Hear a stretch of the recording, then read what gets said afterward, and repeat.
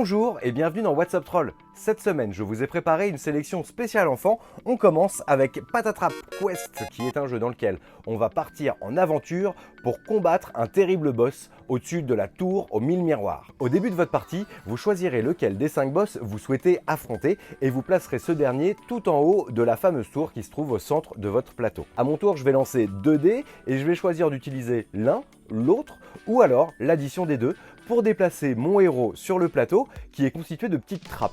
Puisqu'en effet, on va pouvoir aller glisser notre personnage sur la case sur laquelle on arrive, ça va lever la trappe et par un jeu de miroir, on va pouvoir voir ce qui se trouve dessous. Récupérer des objets, se déplacer sur le plateau, essayer d'aller combattre le boss, le jeu va faire appel à votre mémoire pour savoir quelles sont les cases que vous cherchez à viser.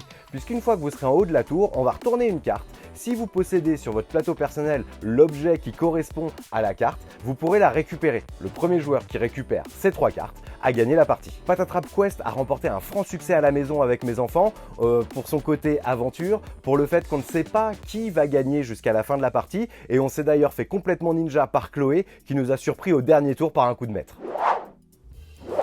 Dans Monster Soup, il conviendra de faire la meilleure soupe possible pour votre monstre. Chaque joueur est doté d'un petit bol de soupe dans lequel on va ajouter au fur et à mesure de la partie des ingrédients. Le jeu va se jouer en 4 manches. À chaque manche, on va piocher une carte qui va nous demander un ingrédient bien spécifique à trouver dans un petit sac. Chaque joueur a son sac personnel et il faudra essayer de le reconnaître uniquement au toucher. Je sors l'ingrédient, si c'est le bon, je peux le glisser dans mon bol. Si c'est pas bon, je le remets dans le sac et je continue. Dès qu'un joueur a terminé sa soupe, il devra tout de suite dire « Monster Soup !» Les parties vont très vite, on a envie de les enchaîner. Le côté d'aller chercher dans le sac et à la reconnaissance tactile, c'est très original. Le matos est joli, c'est un super bon jeu. La chasse aux chaussettes, c'est un jeu inspiré des jeux pour les grands, puisqu'il s'inspire du principe du legacy, ou encore héritage, comme on aime le dire, à la française. C'est-à-dire que votre jeu va s'enrichir au fur et à mesure de vos parties. Vous y incarnez des elfes qui sont à la recherche de paires de chaussettes identiques disséminées à travers la maison.